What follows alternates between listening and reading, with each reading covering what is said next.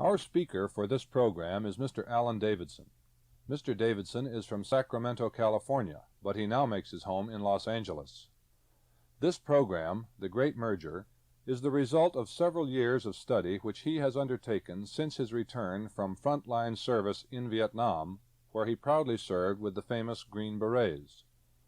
It was the result of the conditions in Vietnam that led Mr. Davidson to his study of world conditions, their cause and possible effects. We know you will be highly upset by many of the things Mr. Davidson has to say, but, as we also know, we have highly questionable actions being performed by our own government today, and these actions must be understood by all Americans.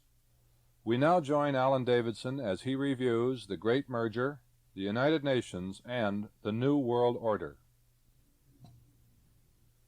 Good evening, ladies and gentlemen. I consider it a distinct privilege to have the opportunity to present to you the substance of my concern for the security of our beloved country, for it has been the strength, character, and constitution of this great land that has to date ensured our freedom of opportunity. Unfortunately, today the matter of United States sovereignty is in question. In short, there is a problem. Briefly stated, the problem is that there are forces from within coupled with forces from without that seek to destroy our republic, our civilization. The extreme urgency of the problem is that these evil forces are on the verge of total success. In order to assess the present state of affairs, we must first define the threat to our security. The most overt or open threat is communism, or rather the communist regimes with their primary command post in the Kremlin. This threat is discernible, definable, and apparent. To say that the armies, navies, and air force, in short, the war machine of the Soviet, poses a threat to the security of the United States is obvious. To say that Soviet espionage and subversion is a threat to United States security is also obvious. To say that Soviet expansion on a worldwide basis is a threat to United States security is also obvious. What is not so obvious, on the surface, is that the most powerful single force promoting the growth of international communism has been the government of the United States, and that this assistance, far from being accidental, is in fact the result of a conspiracy in its broadest sense. And furthermore, this conspiracy aims for nothing less than absolute rule of the world. Some people cannot even grasp the concept of political conspiracy and scoff, but an honest reading of history, or rather the reading of honest history, amplifies conspiracy at every turn. Some might say the premise I have submitted is fantastic. To develop support for it will be very difficult. But that is exactly what I intend to do. In support of that premise, and to bring us up to date, I must present sort of a compendium of previous disasters in United States policy that starts some 50 years ago. In 1916, President Woodrow Wilson was campaigning for re-election, largely on the strength of his claim that he had kept us out of war. At the very moment Wilson was engaged in his oratory, the insider, a conspirator and Wilson's mentor, Edward Mandell House, was having drawn up the plans which would involve America in the First World War. Few Americans then realized that the curtain was about to go up for the entrance of Soviet communism in Russia, the conspirators' physical base for their empire. On March 15, 1917, revolution and war-weakened Russia forced the Tsar to abdicate, and Kerensky formed a provisional government. Bolshevik leaders in exile at the time now came back to Russia: Lenin from Switzerland, Stalin from Siberia, Trotsky from the United States. Revolutions are expensive, but the Bolsheviks had ample funds at their disposal. German and American financial interests contributed millions to the revolution. On November 7, 1917, the Bolsheviks' coup overthrew the Kerensky government. And for the next 3 years, a bloodbath spread across the land of the Muscovites. Some 10 million died brutally as the communists stretched out their authority and consolidated their power. Not since a reign of terror during the French Revolution had terrorism, the propaganda of the deed, been employed so extensively. By 1921, the mass murders, the repudiation of all debts, and the confiscation of private property precipitated a great famine and civil war. Some 14 million now lay dead. At that crucial moment in time, Nothing could have saved the as yet infant Soviet regime from total collapse but outside help. And help, the badly needed help, came from the United States of America. The American Relief Administration, under the direction of Herbert Hoover during the Harding administration, distributed more than $63 million worth of food, 700,000 tons, inside Russia. Naturally, the Soviet regime took complete credit for this relief to its starving population, and so with just $63 million, the United States saved the Soviets not only economically, but made possible their political survival. After this crisis had passed, Lenin announced his new economic policy, known as the NEP. He called upon the mighty industrial powers of the West to come to Russia with their engineers, research scientists, technologists, so that the Bolshevik progress might begin. Lenin said of the hated capitalist, who provided the Reds with the credits, materials, and techniques to rebuild their war industry, and I imagine it was with a curl to his lip and a good deal of disdain, they will be laboring to prepare their own suicide. Standard Oil Company won an oil boring concession. Averell Harriman built mines to work manganese ore deposits. General Electric sent electrical equipment to the value of millions, and other American firms set about re-equipping Russian industry. In 1924, Lenin died, and Stalin began his rise to power. He succeeded in exiling Trotsky, and then through a ruthless purge of the majority of his fellow revolutionaries, by 1928 was boss, absolute dictator of the communist world.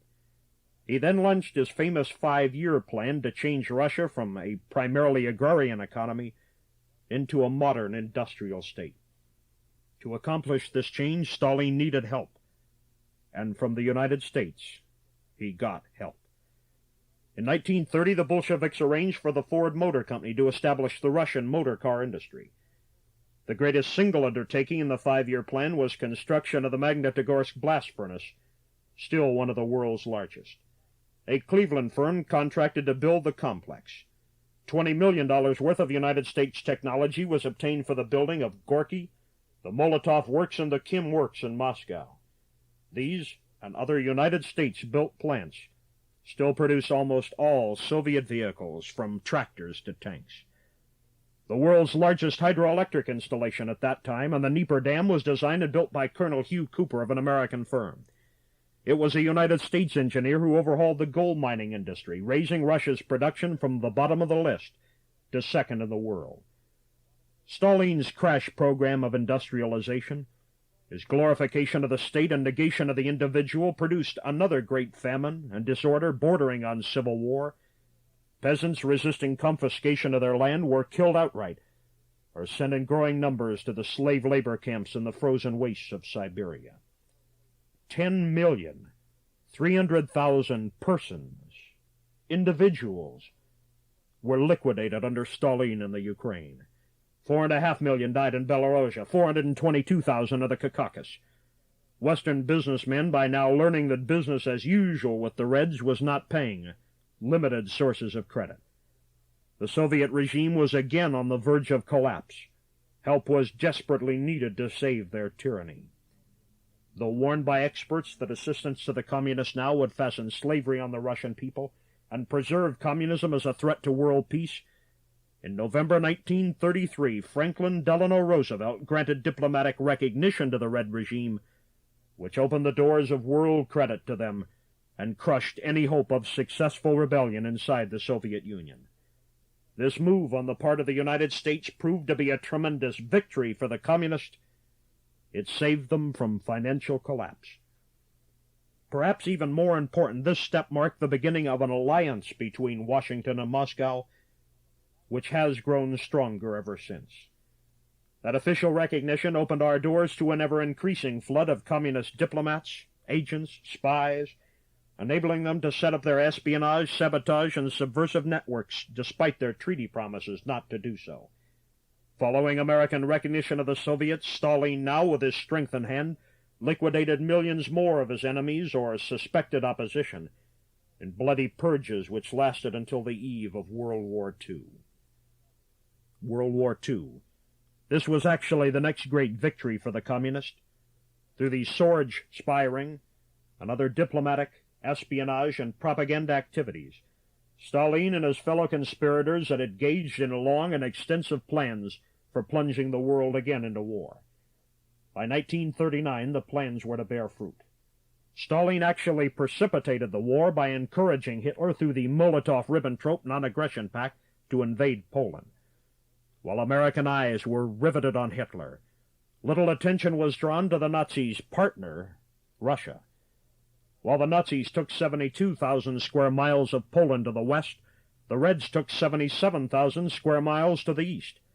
The Communists also annexed Lithuania, Latvia, Estonia, and parts of Finland, Romania, and Czechoslovakia. Then suddenly, on the 22nd of June, 1941, Hitler abruptly turned on his communist ally.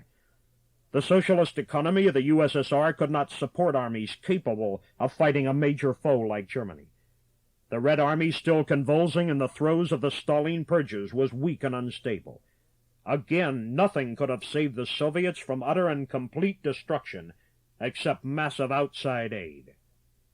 And the massive aid came from the United States of America. Let's shift our focus for a minute from Russia to the United States. What of importance to the conspirators has been happening here in those years prior to 1941? It may come as a surprise to many, but by 1912 the conspirators already had a very substantial toehold within our government. Their man Edward Mandell House was in a position of tremendous power and influence next to Woodrow Wilson. This is the same Edward Mandell House who laid plans for U.S. involvement in World War I. The same Edward Mandell House who at that time envisioned the League of Nations as the future New World Order. Karl Marx in the Communist Manifesto laid down a specific 10-point program for the subversion of a country. Step 2 was a heavy progressive or graduated income tax. During the term of Wilson and House, the 16th Amendment to our Constitution became effective on the 25th of February, 1913. This amendment authorized our government to impose on the American people a progressive or graduated income tax. The basis was thus established for the future pauperization of the middle class. Also in the Communist Manifesto, Marx had said that the first step in revolution by the working class is to raise the proletariat to the position of the ruling class to win the battle of democracy. On May 31st, 1913, the 17th Amendment to our Constitution was adopted, which gave the United States a big push in the direction Marx had indicated. This amendment provided for the direct popular election of United States senators so that they no longer represented the separate states as entities. Without the 16th and the 17th Amendment, the socialist revolution which began in this country in the 1930s would not have been possible. While Russia was to be socialized at the point of a gun, America was to be socialized through legislation and Supreme Court ruling or judicial fiat. 1933 was a red-letter year for the conspiracy. Franklin Delano Roosevelt had been elected to the presidency on an Americanist platform. In a total about-face, Roosevelt sounded the call for a socialist revolution which literally rolled over America during the first 100 days of his administration. In the words of the noted constitutionalist, Mr. Dan Smoot, the American people were victimized by a band of intellectual revolutionists who seized control of government and then used the massive power of government to advance the revolution. When President Roosevelt recognized and gave legitimacy to the communist government in Russia, the prestige of the communists skyrocketed overnight. The followers of Marx, Engels, and Lenin began their serious infiltration of our government. The first actual communist cell in our government, as far as is known, was organized in the United States Department of Agriculture in the early 1930s. In that department, no security clearance was needed. The cell was put together by Hal Ware. John Apt was there. It was John Apt whom Oswald, the accused assassin of President Kennedy, requested for his attorney. Harry Dexter White was there. Lee Pressman was there. Nathan Witt was there. And Alger Hiss, a principal architect of the United Nations and Secretary General of the United Nations Organizing Conference, was there. After they had gained experience and standing in the agricultural department, the Red agents moved on to positions on other bureaus and departments, like State, Treasury, War, Labor, Justice, Immigration, even the White House retinue. By 1940, Roosevelt, the Kerensky of the American Socialist Revolution, was literally surrounded by those whose first loyalty lay with Mother Russia. At this point, the story of the Bolshevik Revolution and the socialization of America come together. Here now was to be formed an unholy alliance, the strength of which to this date has not appreciably diminished. This was an alliance that moved inexorably toward world union. When Hitler turned on his former ally Stalin, Russia was in desperate straits. Many Americans, including Senator Robert A. Taft and former President Herbert Hoover, warned that communism posed a grave danger to the United States and urged Roosevelt at that time to stay out of the war, letting the two bloodiest dictators in history fight each other to the death. Instead, America intervened with all its might on the side of the Red tyrants. The United States saved the Soviet Union from destruction through the medium of Lend-Lease aid that started flowing to the Reds almost 6 months before Pearl Harbor. When war came to the United States, it came from the Pacific. Yet Washington at times starved our operation in the Pacific where an enemy actually threatened our homeland. Materials destined for General MacArthur in the South Pacific were often rerouted to Russia. President Roosevelt ordered in the matter of munitions. The Soviet Union got first call, even over our own armed forces. We gave the Reds over $11 billion worth of goods. Over half the value of the goods sent were in the category of non-munitions. In fact, during the last 2 years of Lend-Lease, we gave the Soviets entire industrial plants, complete oil refineries. Russian Lend-Lease has been called the greatest mail-order catalog in history. Among items not specifically listed in the catalog, but taken anyway by Red agents, by the simple process of theft or false labeling, were designs of industrial plants, special machines, parts and details, photographs and blueprints of technical processes in aviation, arms, oil, submarine building, and many other industries, plus complete maps of the United States and the location of strategic defense plants and military installations. Our patent office was thrown open to a crew of Soviet technical experts who took copies of tens of thousands of American patents and shipped them in diplomatic pouches to the USSR. Included in the patents were top military items. The technical information alone stolen by the Reds was worth millions, to say nothing of what that meant to United States security. Also into the pipeline to Moscow went much of the material and technical data needed by the Reds to set off their first atomic device at least 5 years ahead of their time and begin the so-called arms race. Looking back on World War II, it would seem now in retrospect that we fought and won, not for our benefit, for the benefit of the people who fell under Hitler's boot, but rather we fought and won for the communists, as they are the ones who drew the benefits from that massive conflict. Nobody but the communists benefited when by General Eisenhower's orders the Red Army was allowed to pack up the entire German rocket factory at Nordhausen and ship it down to the last bolt to the Soviet Union, where captured German scientists and German facilities became the nucleus of Russia's vaunted space program.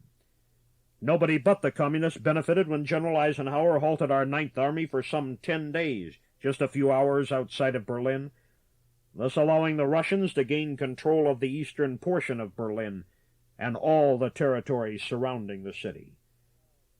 That fateful decision would come back to haunt the United States in 1948, when the Soviets instituted the famous Berlin blockade.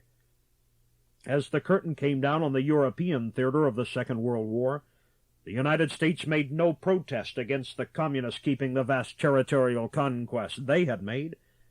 Many of the lands we ostensibly went to war to free from Hitler's domination, we now turned over to the Soviet tyranny seemingly without a qualm. On what incredibly bad advice did the United States support the communist Tito in Yugoslavia instead of the partisan Mihailovich? What incredible reasoning led General Eisenhower to actually exceed his authority in directing the now infamous Operation Keelhaul, where thousands of Eastern European anti-communist patriots, many who had fled to our lines to fight against Hitler, were disarmed, loaded into boxcars, sometimes at bayonet point, to be shipped back across Soviet lines. When the trains halted, the boxcars unlocked, these hapless patriots were led away by Soviet soldiers, either to be liquidated or sent on to slave labor camps. How many Americans realize that the Soviets refused to help us in our war in the Pacific, even to the extent of breaking diplomatic relations with Japan? And this was during all the years we were supporting Stalin so mightily against Hitler. A fact well hidden from the American people is that the Reds managed by cruelty and deceit to keep our war with Japan going many months after the Japanese were making surrender overtures.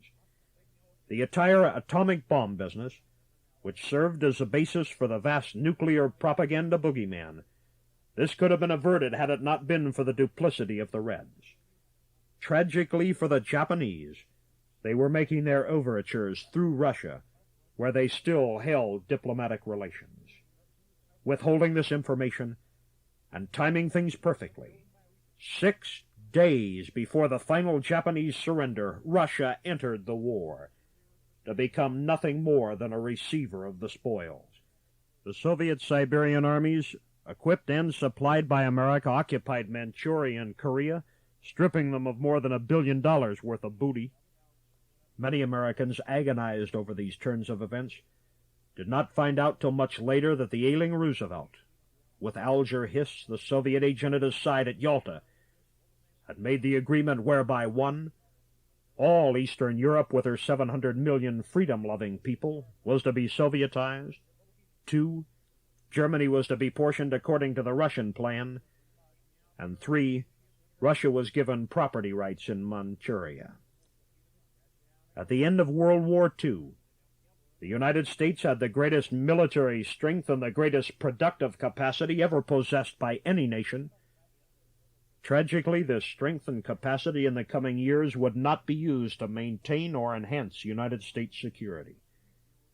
Through the Roosevelt years and by the end of World War II, where Russia had been our noble ally, the infusion of Marxian socialist thinkers into our body politic had been so severe, so complete, that from this moment forward not only was victory over communism in our foreign policy not allowed, it was never even considered. The United States was now headed in the direction of simply seeking an accommodation with that red menace that was enslaving thousands every hour and made Hitler, in comparison, look like a piker. By 1949, Poland, Romania, Bulgaria, Hungary, Czechoslovakia were irrevocably behind the Iron Curtain. The 450 million people of China had moments left before the curtain of darkness would descend on them also. The whole story of how China was lost would take at least a night to tell. But for a moment the role of the United States must be mentioned, for we, or rather those operating on our behalf, were the deciding factor. The deciding factor that opened the door for the tragedy of Korea and now Vietnam. Who acted for us? Who was to protect United States interest in Asia? It was George Catlett Marshall, with Dean Acheson and John Carter Vinson assisting, who created the China policy that destroyed China and robbed us of a great and friendly ally, a buffer against Soviet imperialism. It was George Catlett Marshall who, ignoring the reports compiled by 50 of his own top intelligence officers, he induced Roosevelt to reinstate Russia into its pre-1904 position in Manchuria, an act which in itself signed the death warrant of the Republic of China. It was George Catlett Marshall who went to China to execute the criminal folly of the disastrous Marshall Mission, where Marshall described one of his own acts as follows. As Chief of Staff, I armed 39 anti-communist divisions. Now, with a stroke of a pen, I disarm them. It was George Catlett Marshall who opened the Kalgan Mountain Pass, allowing the Chinese communists to make contact with the Russians and receive the necessary arms and ammunition to overrun all of China. In 1949, China fell. And what an awful thing it was, that we would sell out an ally such as Chiang Kai-shek. China had fought for 8 agonizing years against the Japanese to one side of her and the communists to the other side. Surely our allies expected something more from the United States than to be forced from their homeland and exiled to the island of Formosa. A tragic phase of a sellout that is now almost complete. What of the loss of China to the United States? Americans were to learn in coming months and years what price in sons that tragedy spelled. Wednesday, June 28, 1950. On the front page late city edition of the New York Times, the headlines read, "Truman orders U.S. Air Navy units to fight in aid of Korea. UN Council supports him." In November 1950, American armies fighting under the alien flag of the United Nations are attacked by volunteer troops from Communist China. The American government orders its military commanders not to bomb Chinese bases and supply lines, even though American armies are in danger of destruction. Why? Because this might bring Red China into the war. Our allies are further alienated as we turn down Generalissimo Chiang Kai-shek's offer of 33,000 trained, seasoned, battle-ready troops to help fight our common enemy. In April 1951, General Douglas MacArthur is fired as commander of United States forces in Korea. He was dismissed for no better reason than he wanted to win. And as far as our policymakers were concerned, victory was out of the question. When MacArthur came home from Asia, America's prestige came with him. In June 1953, the Korean fiasco ended with a humiliating armistice, but the hostilities still continue on a limited basis to this day, waiting only for the conspirators' word to intensify at will. The United States expended $20 billion and more than 135,000 casualties. It cost South Korea 1 million dead, another million wounded, and 9 million left homeless. As the Asians viewed it, what started out to defend and liberate Korea ends up as really nothing more than an effort to guarantee the territorial integrity of Communist China. The country of South Korea lay in smoldering ruins, but there was no victory. Other anti-communist forces are now put on notice that the best way to get your country destroyed is to ask the United States to fight on your side against the Reds. A lesson the Vietnamese have now learned well.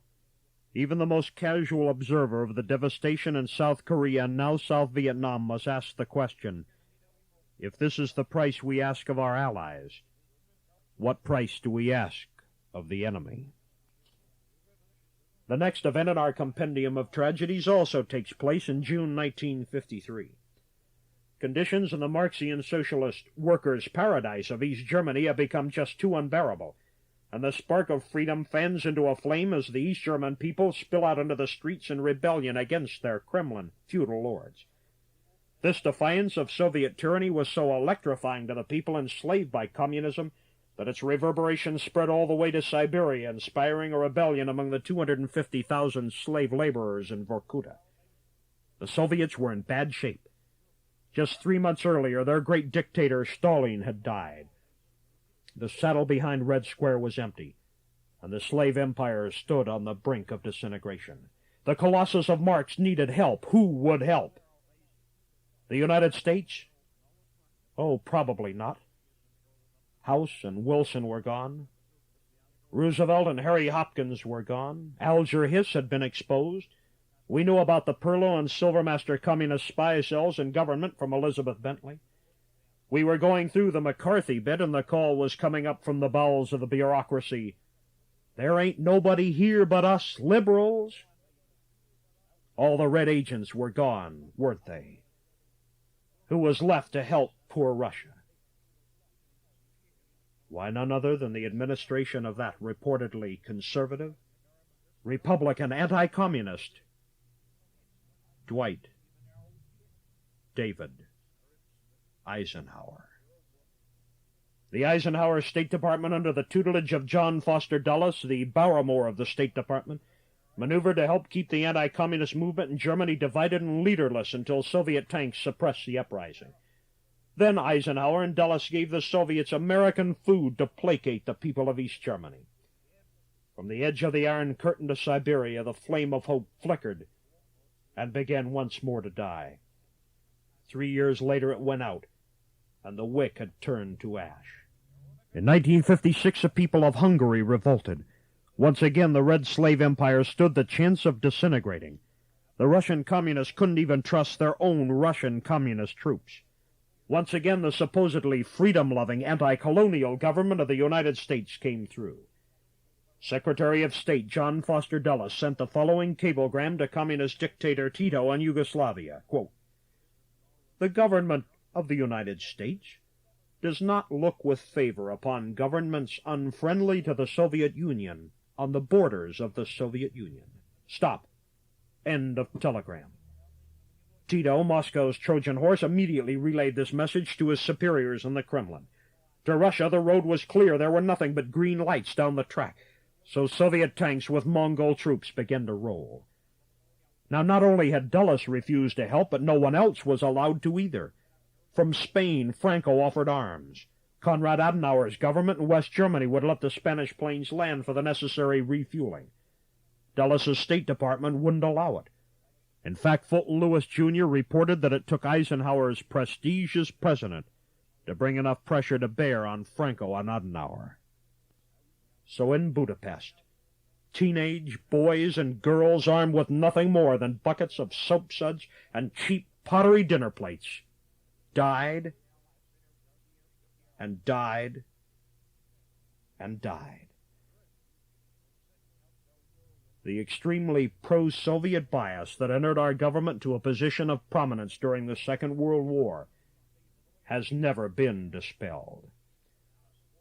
In 1957, American policy faltered as the Suez Canal was turned over to the total domination of Gamal Abdul Nasser. The next date on the calendar is 1958. American policy stumbled as U.S. Marines were used to remove our friend and install our enemy in Lebanon.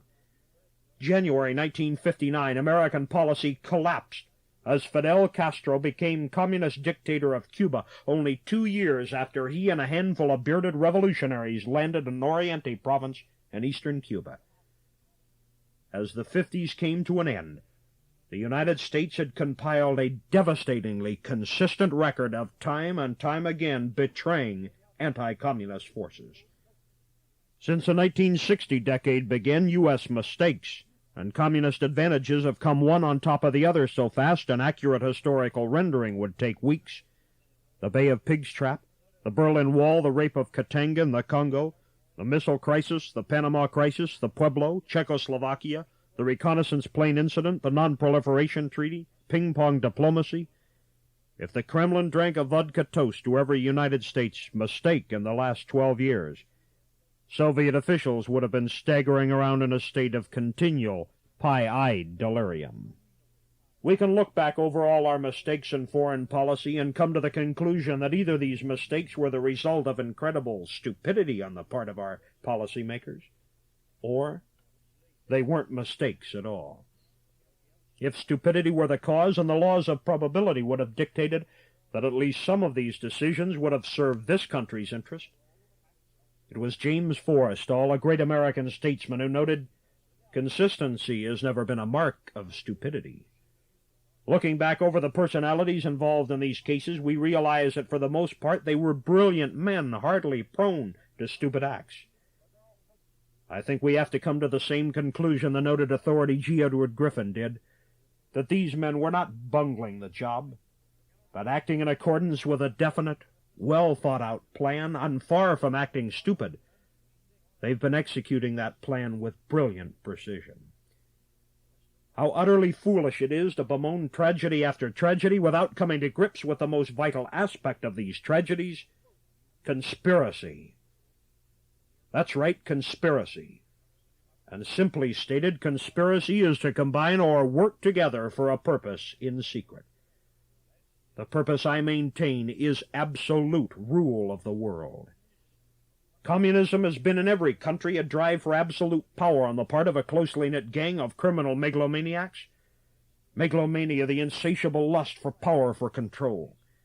In most countries, these treasonous criminals come not from the bottom, the deprived, the underprivileged, the downtrodden, but from the top social, educational, economic, and political circles. As the conspirators have worked at the top to subvert every other country, it can be assumed, or no, not assumed, proven, that they are doing and have been doing the same thing here. During the Wilson House administration, the conspirators effected tremendous influence for the adoption of a number of their socialist schemes. But it was later that they were able to completely surround and control Roosevelt, and it was then that they set out with all deliberate speed on a progressive expansion of bureaucracy, of spending, of taxation, of regimentation, of centralization of power. In short, the transformation of the United States until the rationale of socialism would become accepted as the status quo. The lesser countries were to be taken by the revolutionary method, but the more advanced countries, particularly England and the United States, were to be taken by the evolutionary method of imposing socialism. No matter what national or international problems we, as a republic, a people, have faced, the conspirators have used them as an excuse to build socialism. They have had and still have one and only one solution for all problems we face in foreign and domestic affairs, and that solitary answer is always more government. A new bureau, a new department, a new program, more government until it's total government. And total government is socialism to the nth degree, communism. The building of socialism is the conspirators' communist revolution in America. These same socialist policymakers who have been building socialism at home have been the ones responsible for the majority of our foreign policy mistakes that have built Soviet communism. Only they did not consider these events mistakes. The socialist in Washington and the communist in Moscow have a common goal, a new world order, an international socialist order. And let me assure you, that is what the communists seek. The USSR is a union of Soviet socialist republics. The communists don't talk about communist revolutions, they are socialist revolutions. They don't talk about building communism in a country, but building socialism. Now, the chief roadblock to that international socialist order is the power and the sovereignty of our republic. In order to reach their goal, the conspirators must break down or absolve that power and sovereignty of the United States and bring, as Walt Rostow, a former chief of the State Department Policy Planning Division, said, an end to nationhood as it has been historically defined. In order to fool the American people, who are the guardians of United States power and sovereignty, the conspirators needed a worthy adversary, an instrumentality, an enemy, a boogeyman. I think most people remember from their childhood the boogeyman. He was that horrible, mysterious character that made kids do what someone wanted them to do, even though they didn't want to. You remember. In this case, the boogeyman is carrying a hammer and sickle. The idea being that if the people of the United States don't want to do exactly what their socialist planners tell them to do, the red boogeyman will get them. Another convenient thing about childhood boogeymen was that they would do or threaten to do just what their creators wanted them to do. The same can be said of communism. As an agency of the conspiracy, it can be counted upon to act in accordance with the conspiracy's plans.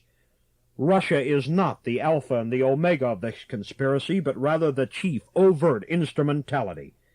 Communism is the clenched fist on the arm of the conspiracy. The conspirators are well aware that the American people would be willing to make more sacrifices, approve more government spending, submit to more taxes, and suffer more regimentation for the sake of fighting communism than for almost any other cause. So with this knowledge in hand, the conspirators have proceeded to plunge a double-edged sword into the vitals of America. They have accomplished this by the use of guile, subterfuge, and deception. One side of the sword consists of persuading the American people that our danger is from the outside, from Russian military superiority. Under the excuse of preparing to match that military might, of defending ourselves from this threat of outside force. In other words, under the guise of fighting communism, we are being stampeded right down the road to socialism.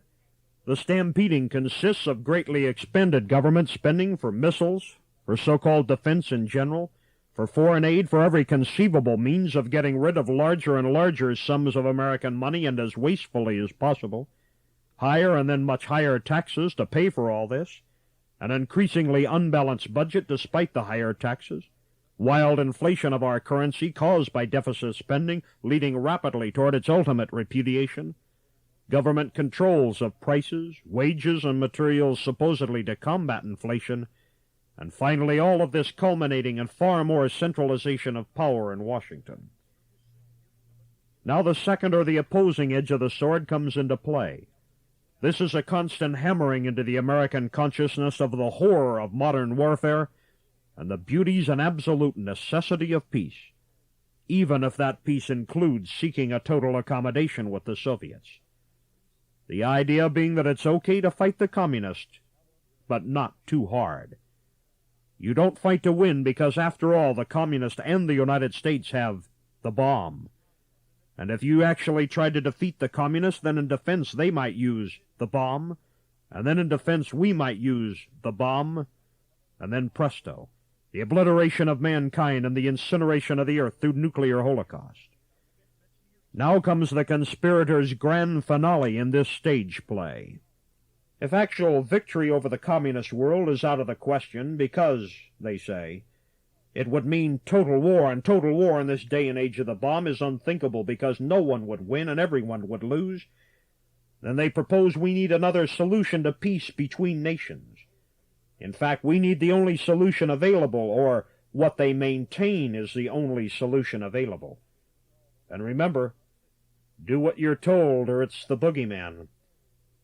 And that solution is to level down the United States ideologically, politically, economically, while at the same time building up the Soviets so that at a given point these two formerly antagonistic entities can now be comfortably merged into one system.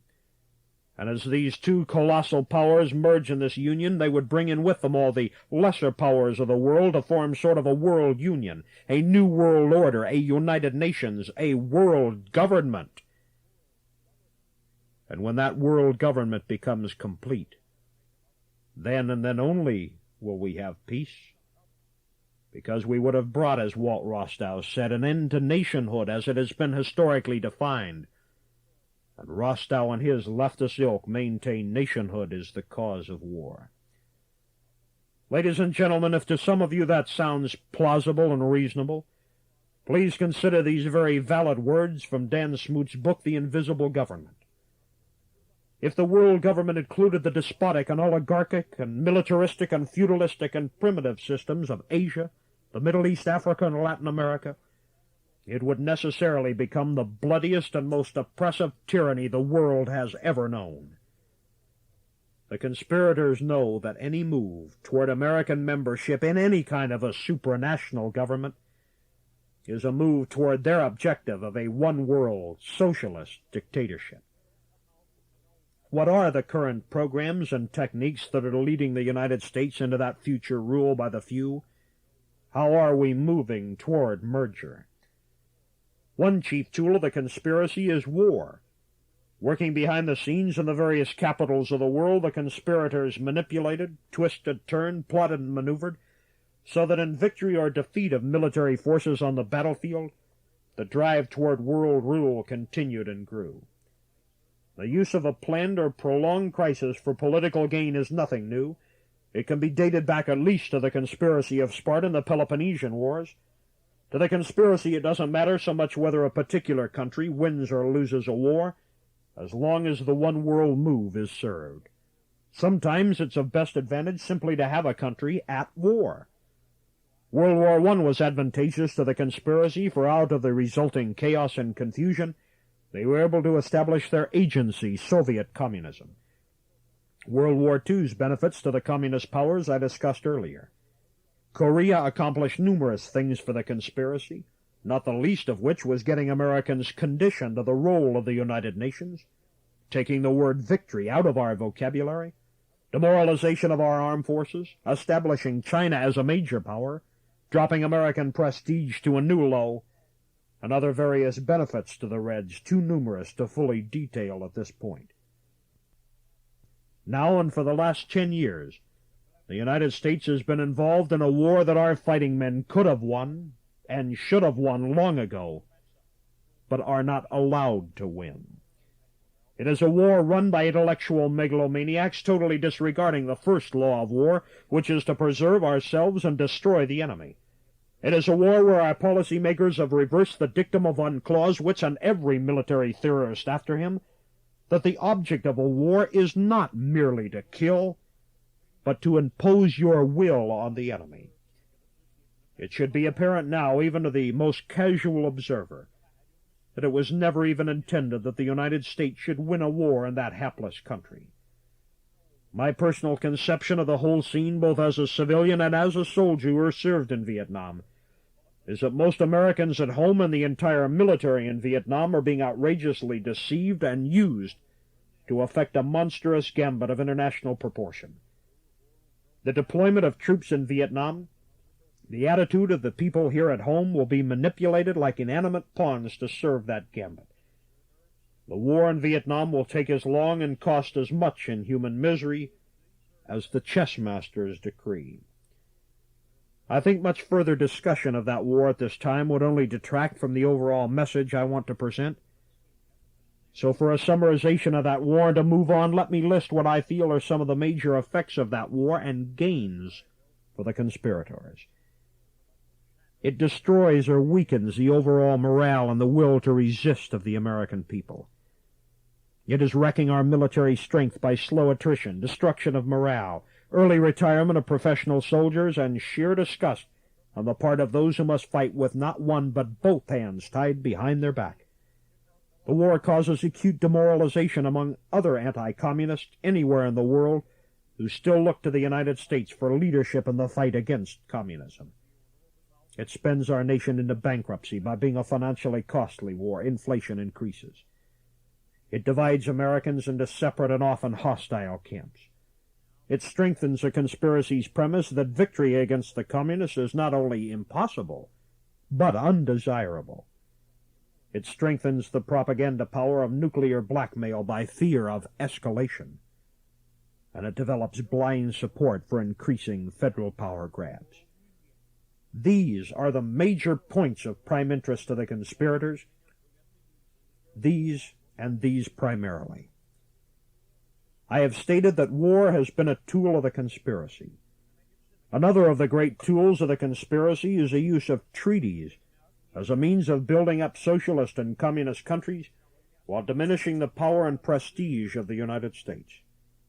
Our Constitution provides, "This Constitution and the laws of the United States which shall be made in pursuance thereof, and all treaties made or which shall be made under the authority of the United States shall be the supreme law of the land." I mentioned earlier and will restate now for emphasis, the conspirators know that any move toward American membership in any kind of a supranational government is a move toward their objective of a one-world socialist dictatorship.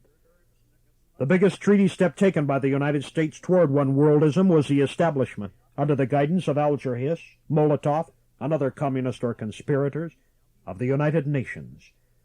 This thinly disguised instrumentality of the conspiracy was intended from the onset to become, in due course, the original framework of the one-world tyranny. The United Nations Charter is no less than a covenant for one-world power. It seems incredible, but treaties under the United Nations supersede federal and state constitutions and law. If, as a conspirator, you are building a supranational socialist order, and the principal roadblock is the sovereignty of the United States by virtue of its Constitution, what better than by the use of a treaty to supersede that Constitution and by the same treaty transfer sovereign power to your shadow world government? On April 4, 1949, the Senate ratified the treaty authorizing United States membership in the North Atlantic Treaty Organization. Most Americans approved of NATO because they thought it merely a military alliance to protect the free world against communism. But in Article 2 of the NATO Treaty, there provides a basis for an Atlantic Union with a supranational government under the United Nations. In 1955, the Senate approved the ratification of the Southeast Asia Defense Treaty, SEATO. I am sure at that time most Americans did not recognize the extreme war commitments made in that treaty. It was the SEATO Treaty that superseded our constitutional procedures regarding declarations of war and allowed the conspirators to commit the United States to a 10-year no-win policy in Vietnam. SEATO, like NATO, is a regional, supranational union under the United Nations. And incidentally, and interestingly enough, these regional groupings were recommended as Stage 2 of the plan to create world socialism, presented by the Communist Internationale in 1936. I mentioned a few minutes ago one of the most overt concepts presented as a favorable argument for treaty participation in the shadow world government, and that was once the United Nations became a fully realized entity, then we would have peace, as all the means of destruction formerly possessed by separate, often antagonistic powers would now belong to the world government. This might be explained by saying it would constitute arming the supranational power while disarming the national powers. Many of you might justifiably view this concept with alarm, as a danger to our freedoms. Others might view it as pie in the sky. Our government views it as neither, but instead as a worthy, admirable goal. The United States at the 16th General Assembly of the United Nations introduced a program for general and complete disarmament. The substance of this program can be found in State Department Document 7277, entitled Freedom from War. This was our proposal to the General Assembly for disarming and transferring to the United Nations complete control over our atomic weapons, our missiles, and our national Army, Navy, and Air Force. In the words of the State Department, disarmament would proceed to a point where no state would have the military power to challenge the progressively strengthened United Nations peace force. This plan for complete disarmament, with minor modifications over the years, is the fixed, determined, and approved policy of the government of the United States of America. The man who will command our military might, the head of all armed forces and controller of all atomic weapons consigned to the UN, is the Undersecretary for Political and Security Council Affairs. The current UN military commissar is from the USSR, as has been every single man to precede him except one from Yugoslavia. This critical post was always to be held by a representative from a communist country as agreed at the founding conferences. A consistent record of over 10 Reds to head the UN military command has validated this agreement. The basic objective of our disarmament proposals has been and is today the objective of the conspirators: the creation of a world government with sufficient military force to compel any and all to obey its dictums. In this movement toward eventually merging us all together as a one-world empire, the best place to draw the line between what supports and what retards this evil design, the best place to focus attention on what is taking place is the current issue, of the United States policy of carrying on trade with and extending aid to Russia and the other communist governments. While we fight the tentacle of the communist octopus in a place like Vietnam, we feed its body.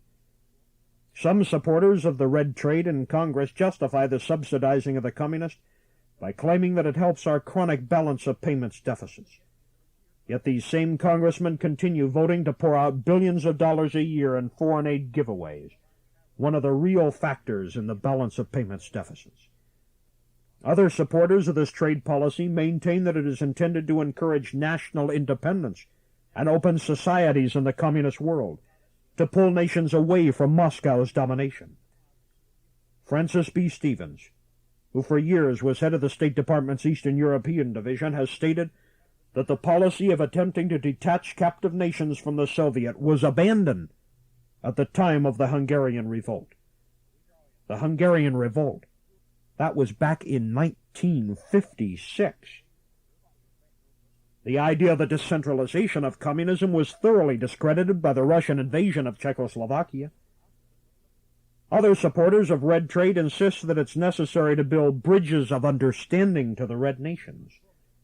They say that the communists are mellowing and that we need to extend the hand of friendship. The nonsense that the communists have given up their goal of world domination does not come from a single, solitary communist leader, but instead from American liberals. It is important to understand that our trade with the communist countries constitutes no real trade with the peoples of those countries, who we would like to reach, but merely with their communist governments, who we recognize are not really representative of their people. We send the Soviets wheat, engines, metal, truck, automotive, and airplane parts, petroleum and gas derivatives, synthetic rubber, tires and tubes, electronic equipment, chemicals, technical data, precision machine tools, computers. The list in small print would fill a blackboard. What are the basics of modern industrialization? And that includes industrialization for war. There's raw material, labor, capital, precision machine tools, technical data. We supply the Soviets with the technical data and precision machine tools, plus capital or loan guarantees from things like the International Monetary Fund or the Import-Export Bank. They have the raw material and slave labor, and you bet it is slave labor. There may not be a Soviet soldier on every street corner, and there might not be any more one-minute trials for dissenters. That was in the early days, before the consolidation. But when you work for an outfit and are not compensated according to your ability and productivity, you're exploited. When you can't quit and go and get a better deal somewhere else because the state controls all the means of production, and no matter where you go, you suffer the same exploitation. When the state overcharges you for shoddy consumer goods and you have no choice, and if you try to leave the country, you're shot, there doesn't have to be a soldier on the street corner. You are a slave.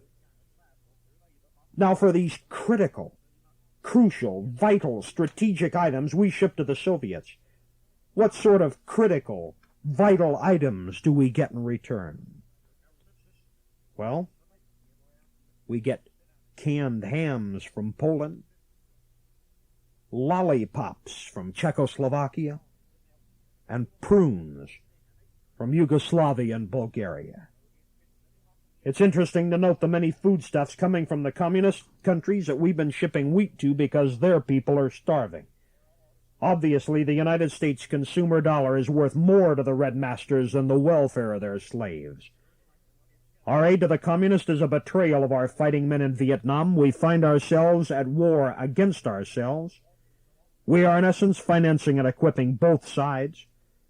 Our aid is a betrayal of the Vietnamese patriots who bear the brunt of the Red War machine. Our aid is a betrayal of other anti-communist allies around the world who are trying desperately to keep their country out of the hands of the Reds. Our aid betrays our greatest allies in the world today, the people of the captive nations, the people already enslaved who would like to throw off their Soviet tyrants, but find them too strengthened by U.S. support. Our aid to the communists betrays the citizens of the United States today and generations to come, for it puts them in the shadow of world dictatorship. This program of building up the Soviets while tearing us down through unilateral disarmament, confiscatory taxation, inflation, and bureaucratic controls, it's like a shotgun, a double-barreled policy aimed at the vitals of America. One of the most poignant aspects of this aid and trade issue is that right now, under the guise of protecting United States security, we're being asked to pay for the building of an anti-ballistic missile system as a defense against a Russian missile system that we are building through our aid and trade. Here, quite clearly, the cart has gotten in the wrong position to the horse. Recently, Anthony C. Sutton, a research fellow at the very prestigious Hoover Institution on War, Revolution, and Peace at Stanford University, prepared a study the conclusions of which fly in the face of the red trade promoters. His findings? The single most important factor in Soviet economic and military developments has been the infusion of Western, primarily American origin technology. And in that simple sentence, is the whole story. We made Russia. We sustain her to this day, and we build her stronger. Our actions and policies toward communism reflect the extent of subversion within our own government. Why our incredible confusion and break with principle? The answer can be summed up in one word. The word is conspiracy. Aid to our enemies is not happenstance. It is a deliberate policy on the part of certain American government and business leaders with the wholehearted support of the intellectual and communications communities. It is an establishment program to build up communist nations so that East and West can be amalgamated into a one-world socialist superstate, a new world order under the United Nations. I have spoken of conspiracy. I have said Soviet communism was an instrumentality of that conspiracy. Perhaps the nexus or the connecting link of this organized subversive effort in America is an establishment-level organization known as the Council on Foreign Relations. The CFR, as it is known, enjoys tax-exempt status and concerns itself primarily with United States foreign policy. Examination of the foundations, particularly the CFR, might provide an important clue to the location of the nerve center of subversion in America. The CFR was criticized by the Reese Committee, a special committee of the House of Representatives established in 1953 to investigate abuses by tax-free foundations. In the case of the CFR, the committee found that, quote, its productions are not objective, but are directed overwhelmingly at promoting the globalism concept, end quote. Globalism concept is a polite term for one-world dictatorship under the United Nations. The CFR is in fact a powerful cabal that has staffed almost every key position of every administration since FDR. It was men, for the most part members of the CFR, who have been directly responsible for formulating and executing the disastrous foreign policy America has had for at least the last 30 years. The ultimate aim of the Council on Foreign Relations exactly coincides with that of the ultimate aim of international communism: to create a one-world socialist system and make the United States an official part of it. The wash-and-wear liberals of the Council on Foreign Relations cross political lines as easily as you or I would cross the street. You see, to the conspirators, partisan politics is only a game to amuse the American public. Their quest for a one-world socialist government has nothing to do with party labels.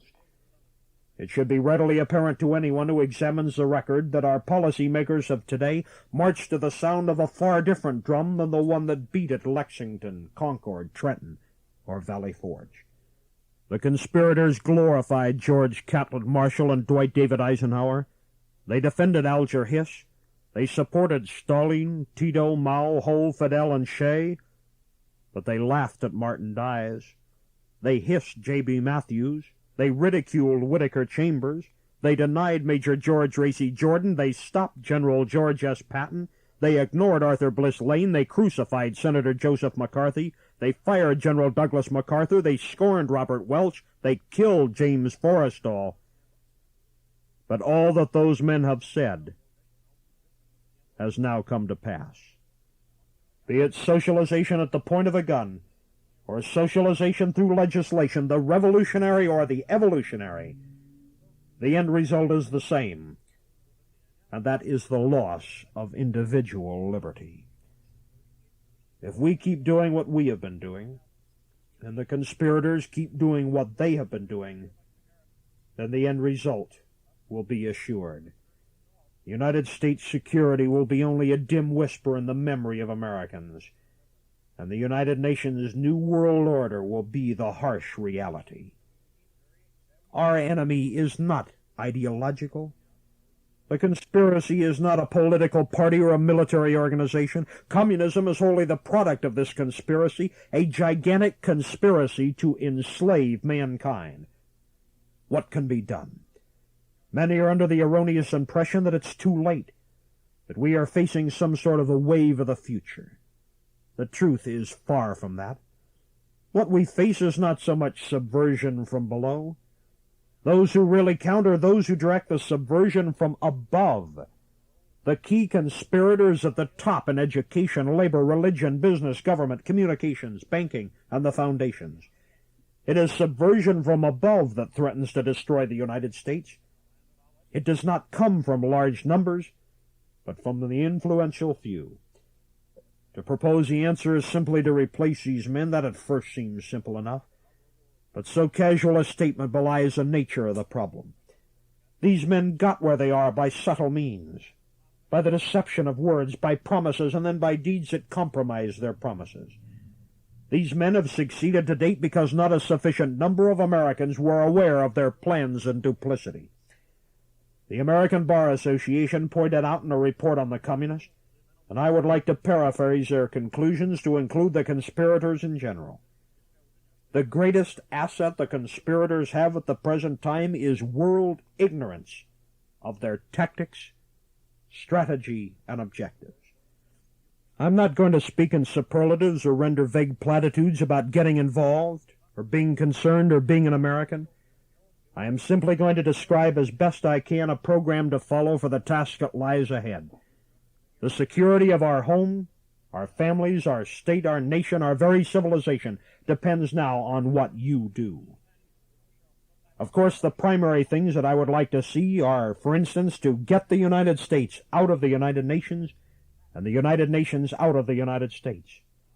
Also, let's stop aid and trade with the communist nations. Let the communists depend on their failures, not our successes. These are two prime points.